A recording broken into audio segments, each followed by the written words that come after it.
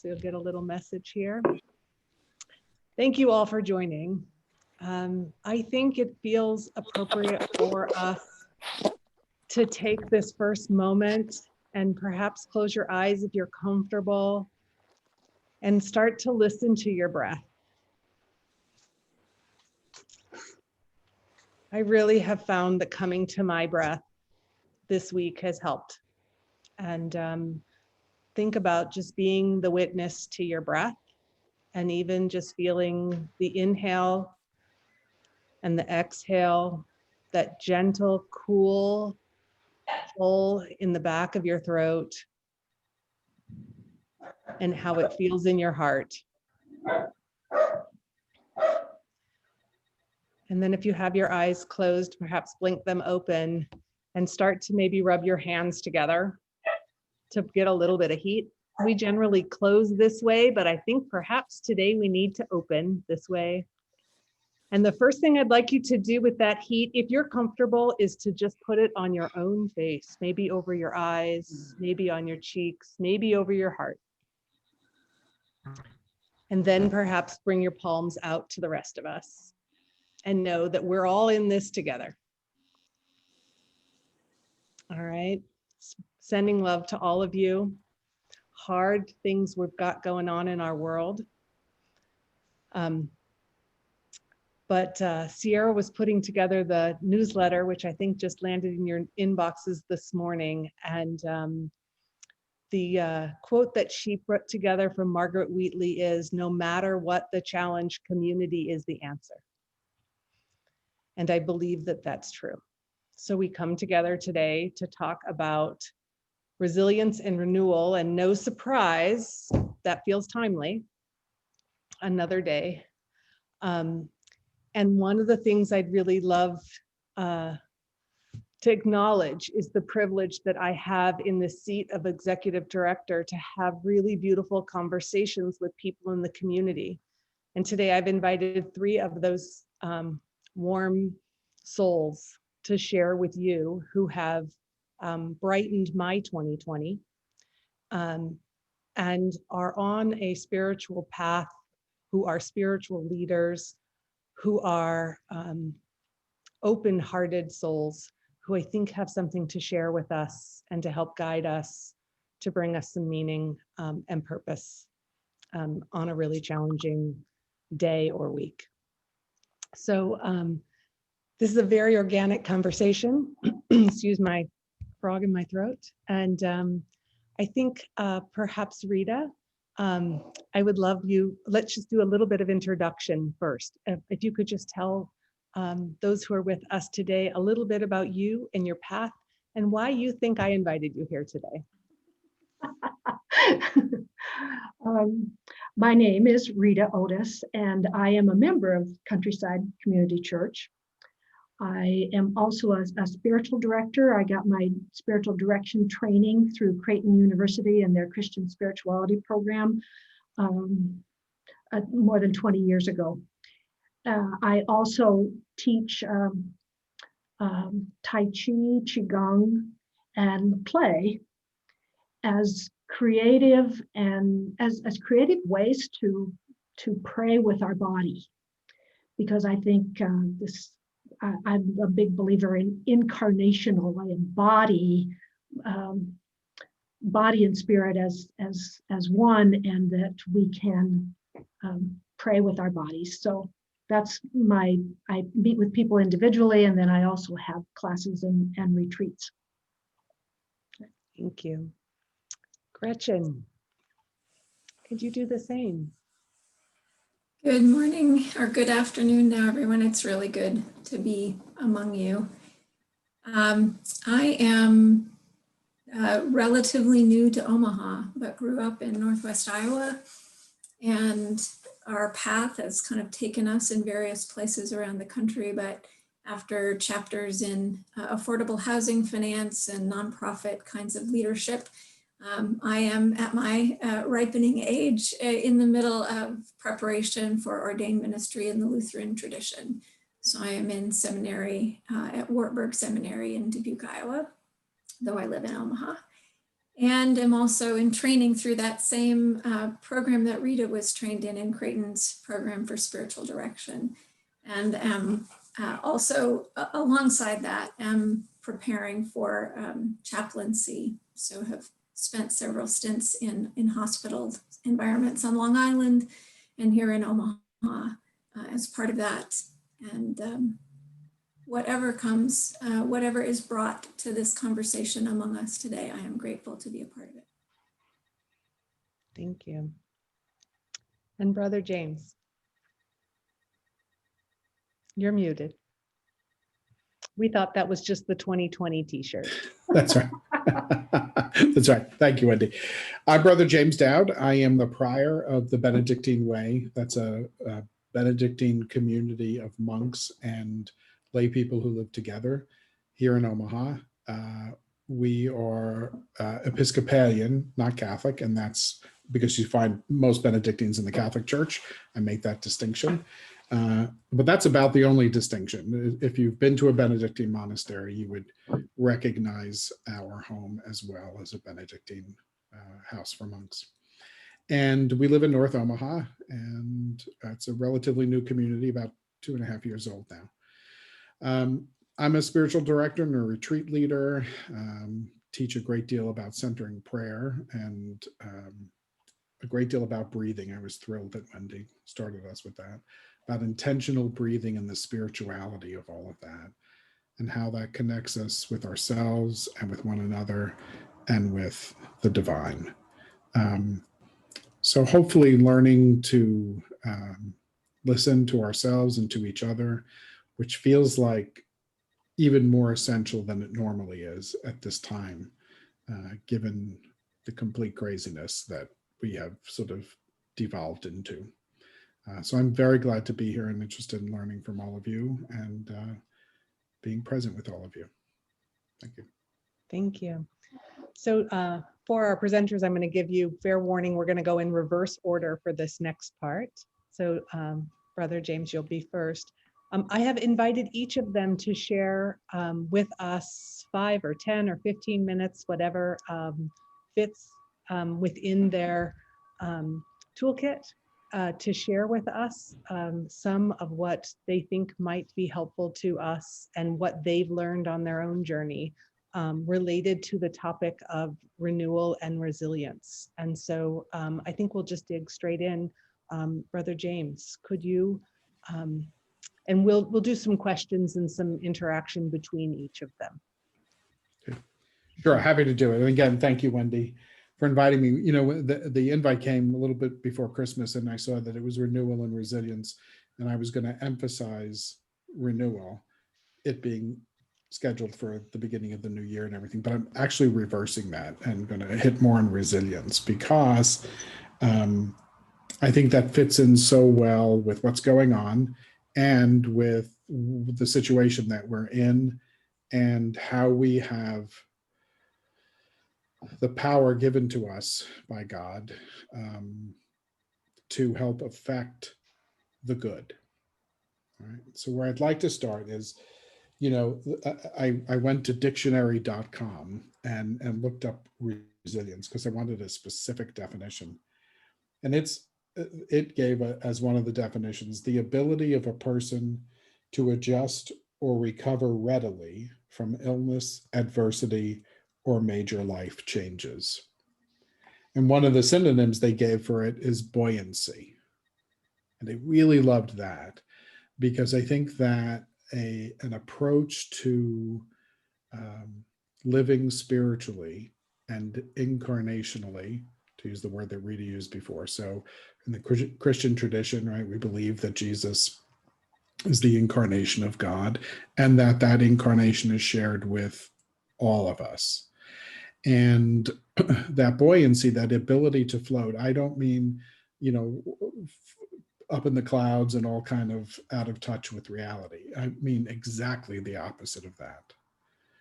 So a good deal of my work is trying to teach people how to be contemplative in the real world, and how to be contemplative not only in prayer, but in the service they provide for the world. and buoyancy, that ability to afloat above the craziness, we have a specific word for in the monastic tradition. And that is what it's about. I'll get there, but what it's about is learning how to understand right relationship with God. And I'm sometimes wary of using that expression because in some traditions that has meant you must not do this, you must not do that. And that's not what I mean at all. What I'm talking about, the monastic word is detachment. That the idea is that we are not so attached to any specific thing that so much that it interferes with our relationship to God.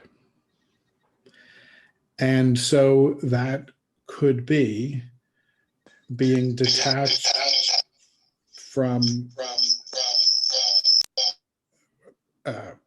both the minutia of daily life to, when I'm getting odd feedback, are you all?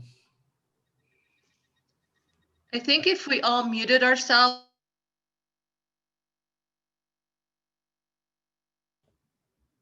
Okay, how's that? That sounds better. Okay. So the detachment from the minutia of life, from odd feedback, right? Letting that throw you, or a shopping list, or whatever you have to get done at your job or at home or anything like that. And being detached from, insurrections and pandemics and all the rest of it. Now, what I want to be clear about is that detachment in our colloquial usage today sometimes means I don't care. And that's not it at all. Detachment means nothing is going to interfere with our relationship with God. That there are many important things in life, insurrections and pandemics being two of them, right? But we're not going to let that throw off our relationship with God. It might affect it, it should affect it, but it should affect it in a way that we're giving ourselves totally over to God, no matter what is going on in our life. And in the monastic tradition,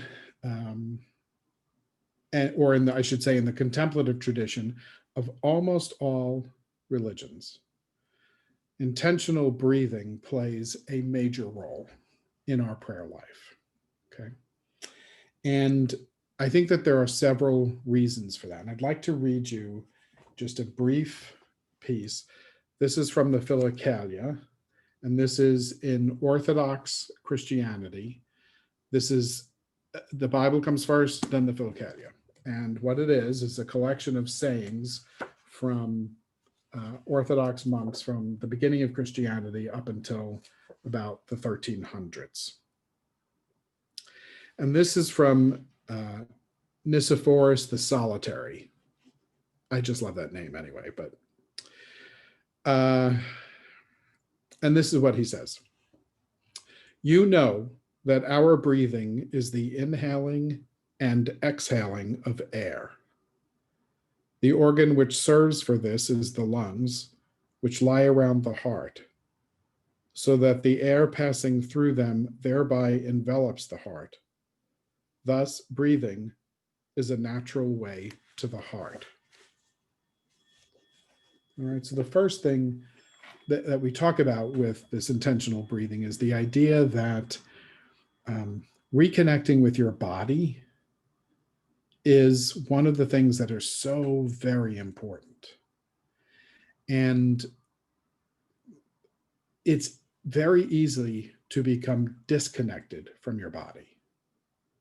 All right. And especially in our time.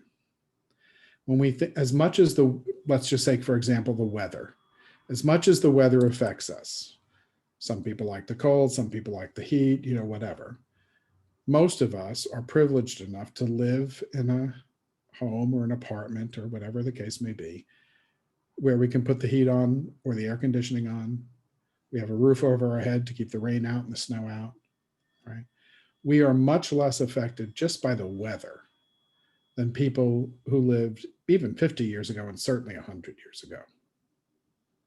And that alone is a way to become disconnected. Now, I'm not, I'm totally in favor of heat and air conditioning and roofs over your head, right?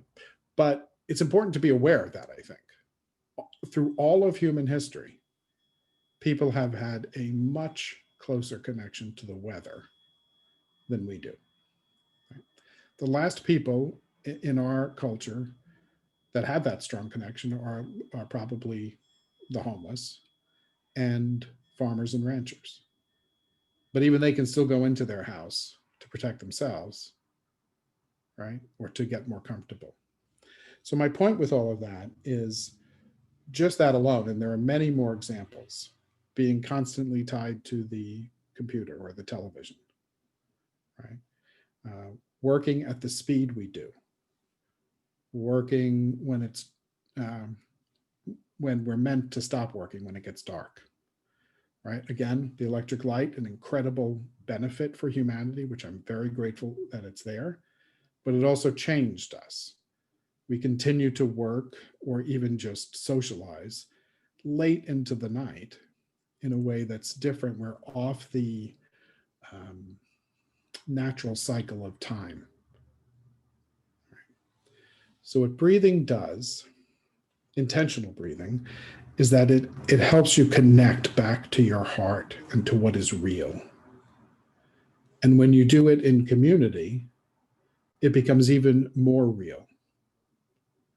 All right. Even though you're not speaking to each other, even just by taking deep breaths in and out, and in and out, you are connecting to the real. And why do I say that? In all three of our great Western traditions, religions in our Western tradition, right? In Judaism and in Christianity and in Islam, we have different takes on the creation story, and in the particular part on the creation of Adam. But there's one thing that's similar to all three of our takes, which is that Adam gets life not when his heart starts beating, not when his brain waves start working, not when he can get up and work, but when God breathes life into him. We tell the story differently a little bit here and there, but basically that's the thing. It's when God breathes life, which means God is breathing God's own life into the first man. And that gets shared with all of humanity down through the generations, right to this moment that we're sitting together.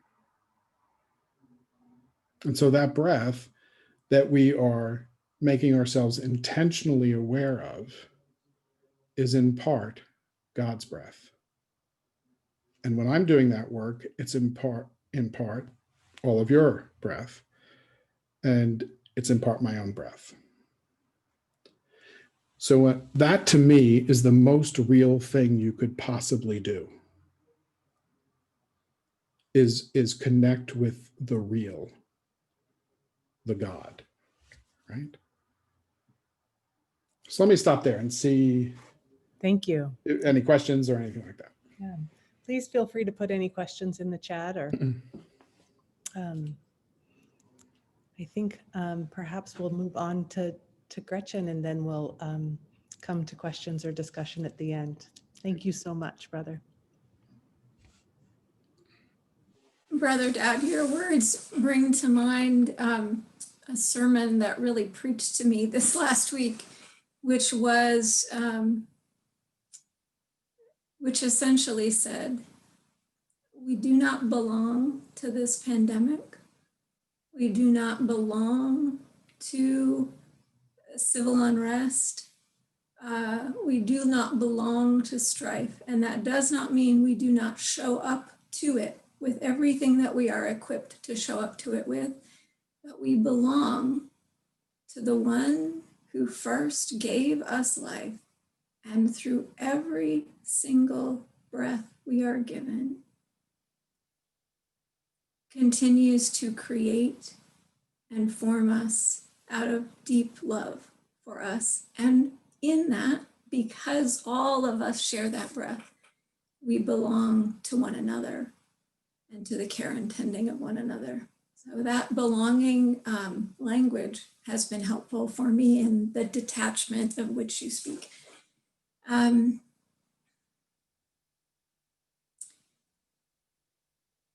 In thinking about resilience, I imagine each of us probably had this struggle of how much to adapt what we've been thinking about to the events of the last 24 hours. And I'm just going to kind of go forward and see where it goes. I've thought a lot lately, or in chaplaincy work, have come across this notion of post-traumatic growth that others of you may be familiar with.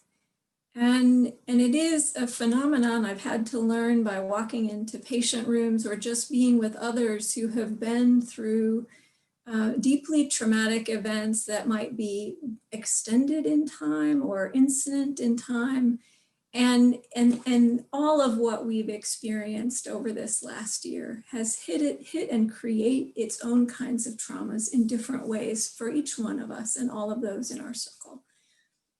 And in talking about post-traumatic, what I had to learn was the expectations I held of how someone might be crushed by a particular set of events in their life, I completely had to suspend.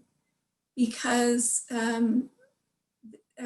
for many, and more research about this is bearing out that for many, these events that we think of as so incredibly life-altering and stressful can actually result in these sort of leaps in growth. And so exploring some about what are the corollaries to that? And the preface to all of this is not to say at all that trauma is good, or that those who experience post-traumatic stress are doing something wrong, nothing of the sort, but only to explore a little bit about when this results in some sort of like leap, what does that look like? And some of the research out of that is fascinating in its connection to faith and spirituality, and it is not a universal. People who are sort of more religiously observant somehow, are more likely to experience post-traumatic growth. But what some of, just a small piece of the findings are, that those who really grow out of trauma engage in what they've called rumination around it, and sort of the more healthy rumination around what is the significance of this event? What meaning can I draw from this? And how can this reshape the way I think about my life and my purpose and my calling in this place, in this life? That changed things.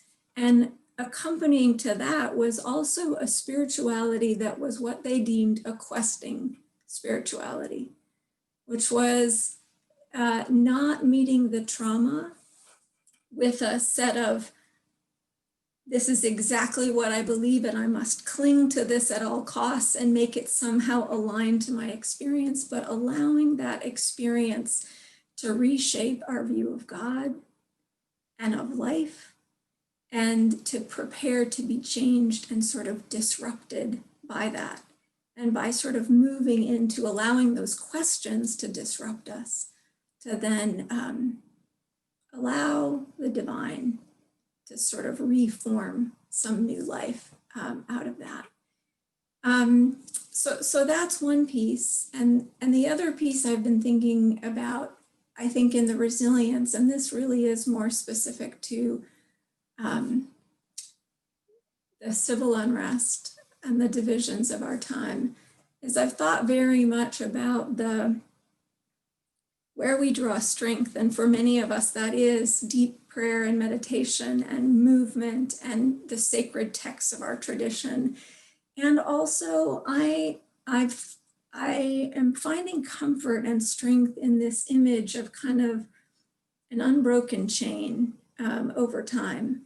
That when MLK had to meet the unfathomable horrors of his day, he was not asked to sort of come up with a model on his own, but looked back to the nonviolent, peaceful principles of Gandhi, and that Gandhi's courage in meeting Gandhi's moment informed then what MLK did.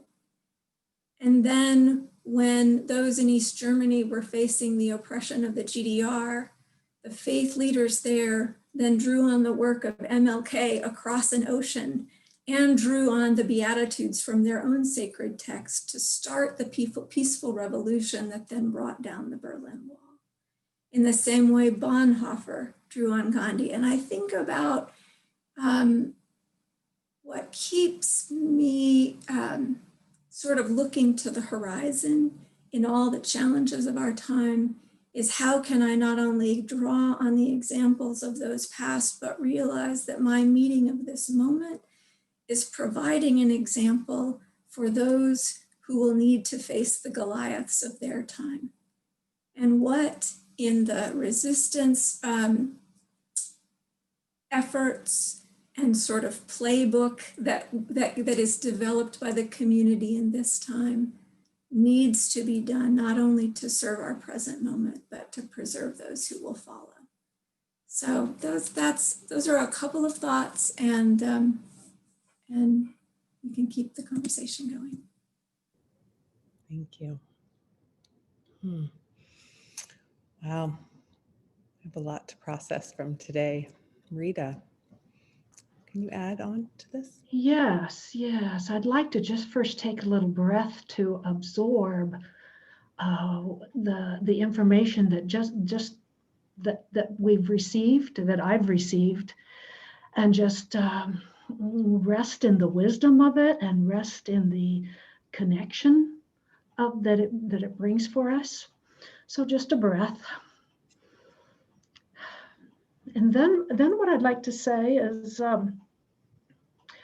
my own personal experience, I guess, is what came to my mind as I think about this area of resilience. And I've had times of fear in my life. I've had internal fears of different kinds that we all have to ever varying degrees. And I am sure I'm not alone in having times when I can't go to sleep at night because whatever is racing in the mind, whether it's something fearful on a real that everyone would consider fearful, or whether it's just, oh dear, what's going to happen? This whole sense of not feeling completely content enough to go to sleep. And I'm sure that's somewhat universal, just from our human nature. And I have, over the course of years, come to a way to be with that. And what I do at the time when I am lying there or whatever, I ask myself, what do I really know is true? What is true about myself, and what is true, and particularly what do I know of God? And not what I've read about God or what I was taught, or even through churches or Bible or anything. It's not what I've read. It's not out there. But what from my own experience, as I sat breathing, thank you, Brother James, for that thought about the breath, because the body knows, the heart knows, it knows that truth. So breathing and letting myself ponder that question, what do I know about God for myself? What is really true? And I almost always come up with at the beginning answer. The very first, what comes to me is that I did not create myself. I didn't give myself life. It was given to me. And that is such a powerful thought at that time, to lay there with and see where that takes me. Where does it take me that I didn't do this? I didn't create myself. I am, in fact, co-creating a life in my time on earth. But that spark of creation of life is a gift, and it is ongoing.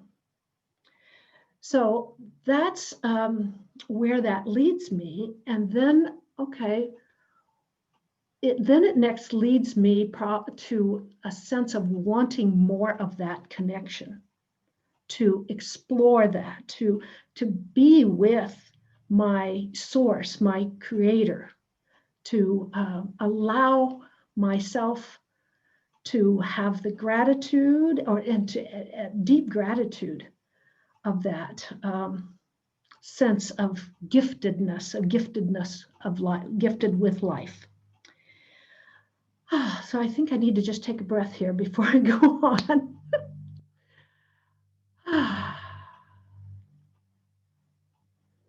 That is a question that I think we can all ask ourselves. What do I really know? Not that I've been taught, but when I go into my heart, what do I know? I know that I'm alive, and as Brother James said, that breath is the place also where I connect to the source. And I guess the other thing that I do personally, that I've done in the last day or so, especially, is come home to myself, and that is through the breath. Come home to myself through my breath, in my heart, sensing my breath and lungs, heart and lungs as just this home for myself and home of connection to the divine. Then I go ahead and expand that and say, I'm home to myself. I invite in my family and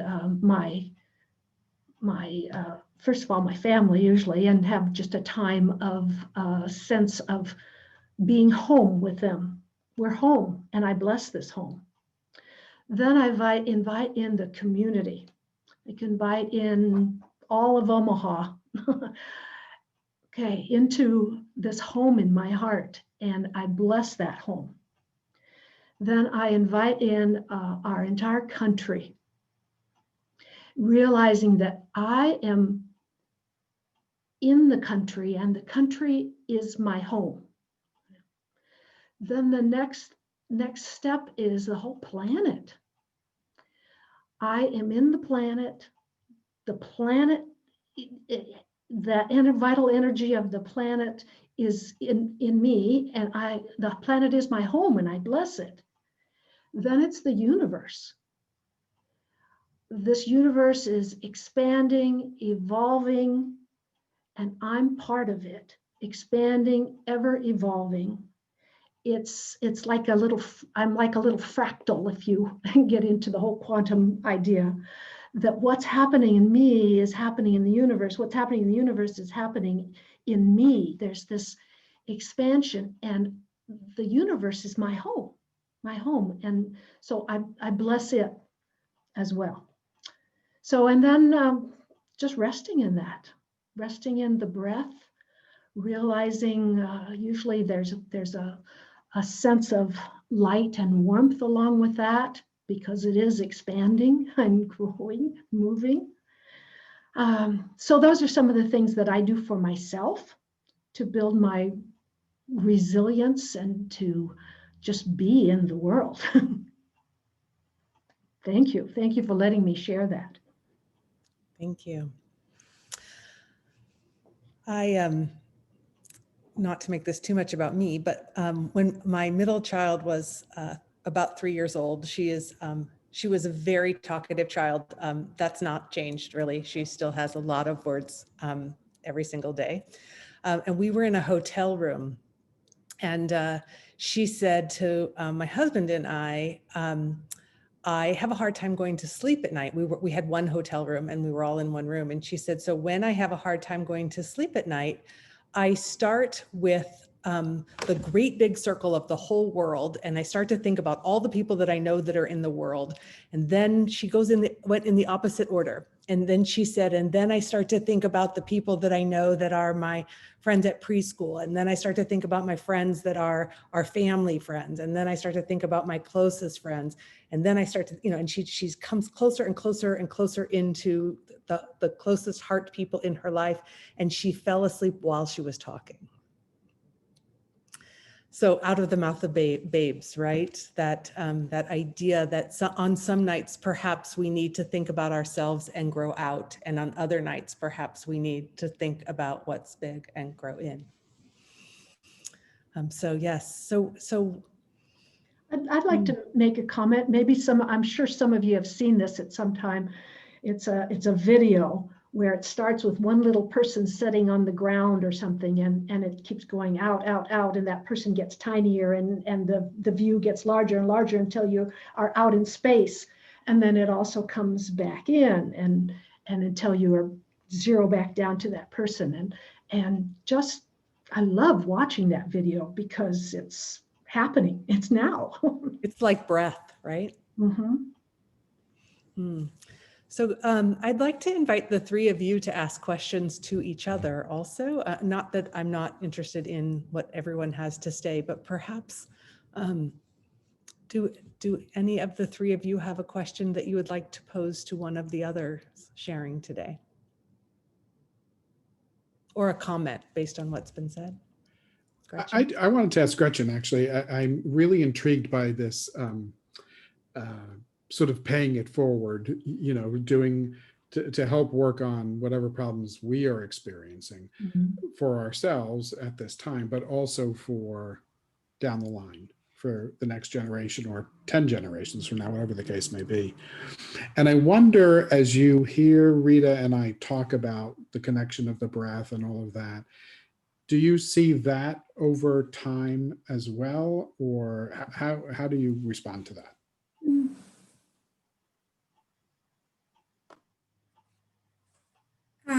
It's interesting that it seems that so many, at least of our contemporary real peace and justice leaders over the last century have looked to Gandhi.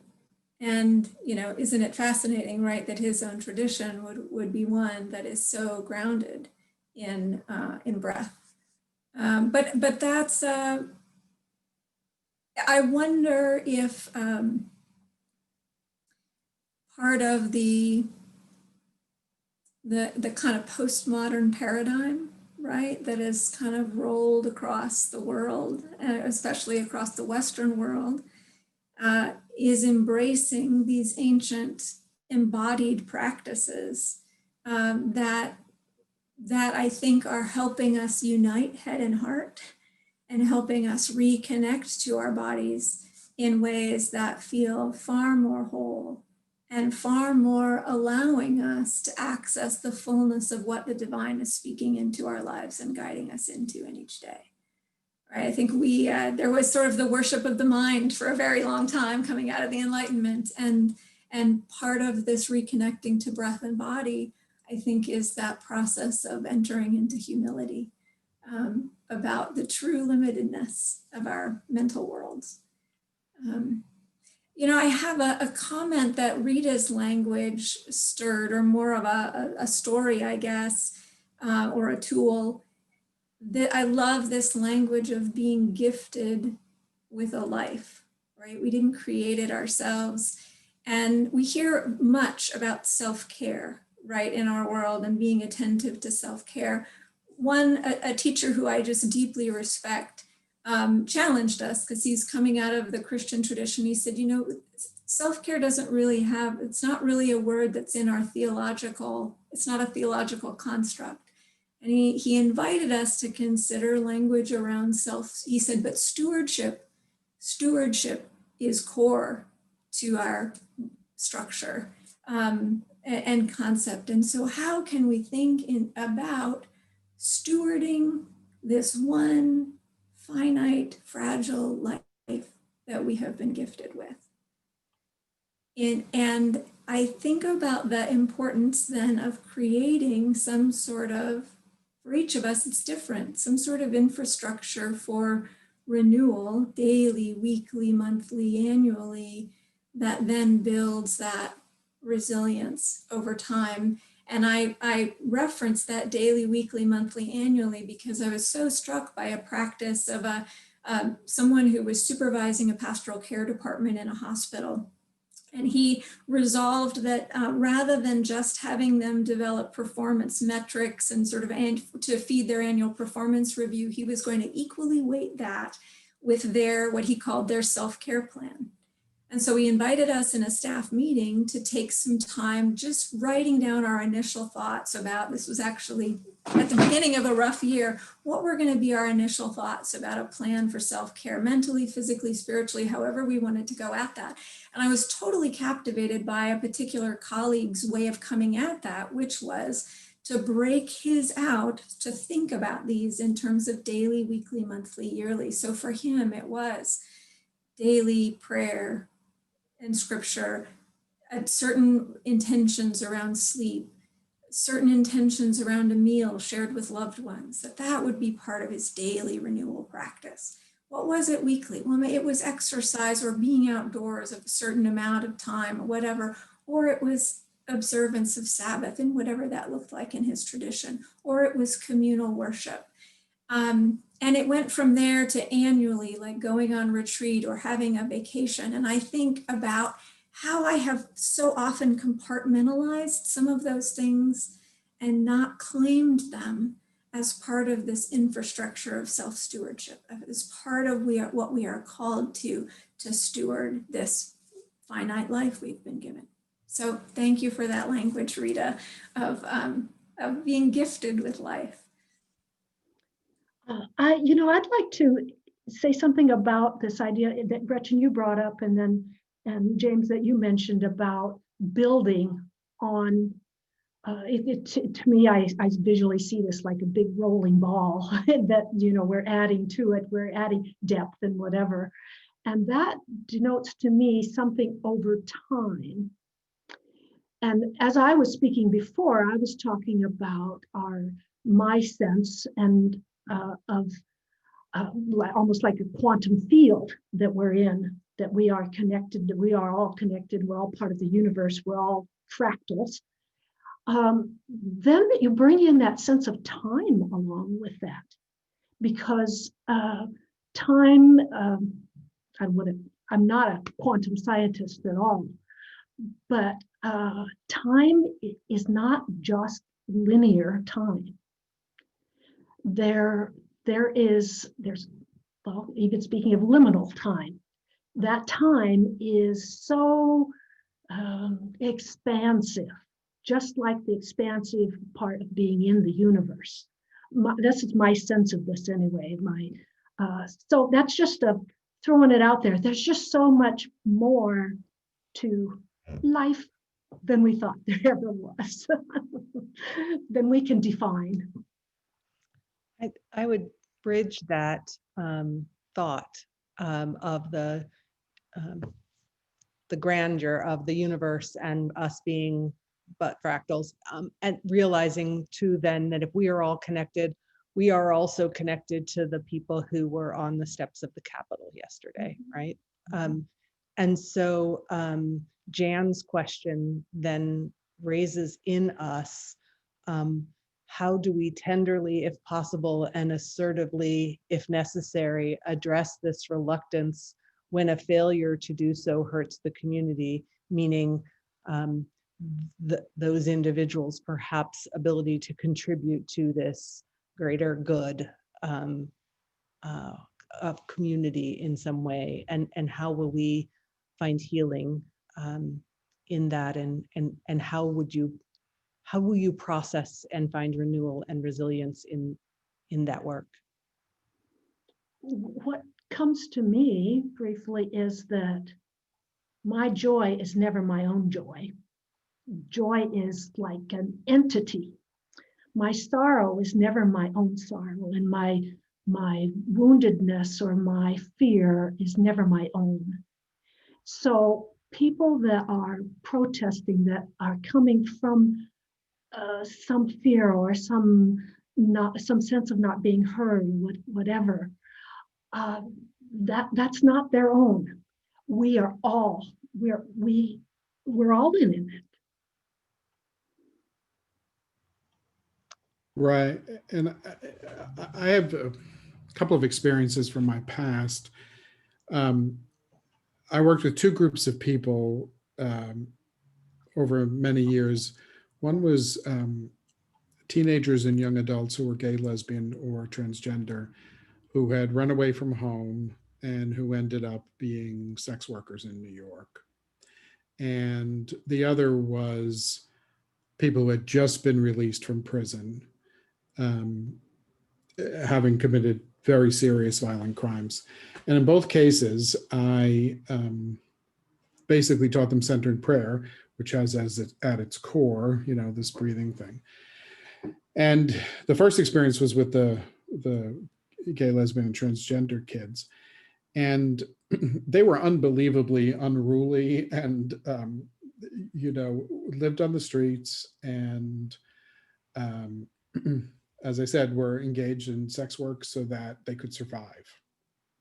And our church invited them in one night a week, and we fed them and did a whole bunch of things with them. But the point of the center in prayer was that they'd often laugh and giggle and play around and say things and stuff in a way that you don't have with the normal centering prayer group.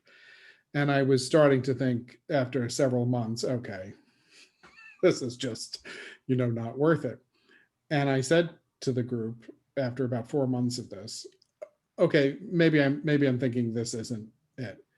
And the kid who was the absolute worst offender of, trying to keep silence said, no, we can't do that. We have to keep doing this.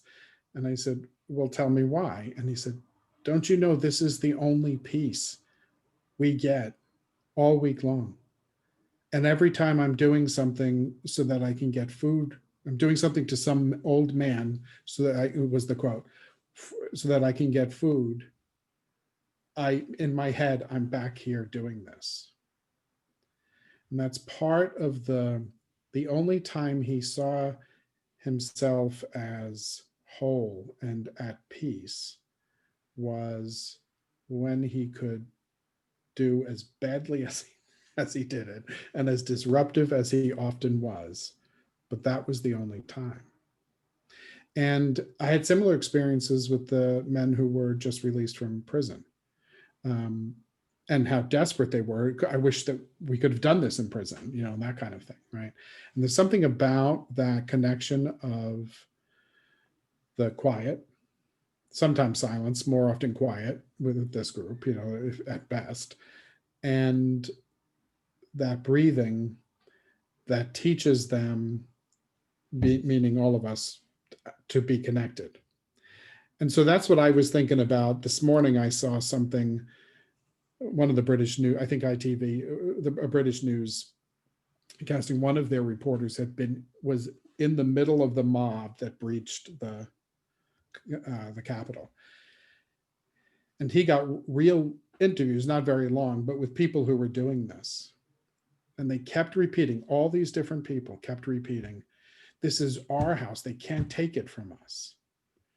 Now, there's a great deal of hate in that expression, because what they're really talking about is people of color and Jewish people and gay people and, all this other, all the others, right? So there's a great deal of hate that should never be condoned. But on some basic level, there's a desire that we share something. They don't know how to do that with people that they don't identify as themselves. And I don't know how to get them to sit down in a group of centering prayer people. Believe me, if I did, I'd be doing something about it. But all I know is that we can start with us. And we can start going into communities that don't do this and start to teach one person at a time. That feels really important to me, now more than ever. Thank you. Other thoughts or questions? I'm going to put a link to a survey in the chat. We certainly would love to get some feedback from you on this session. If there's maybe a last question or so we have, I'd love to share a piece of the music that was shared on last night's visual, just as kind of a closing prayerful moment for us. But if there's a question, I want to make sure that anyone has an opportunity before we close. All right, Eric, can you perhaps take us away? Thank you.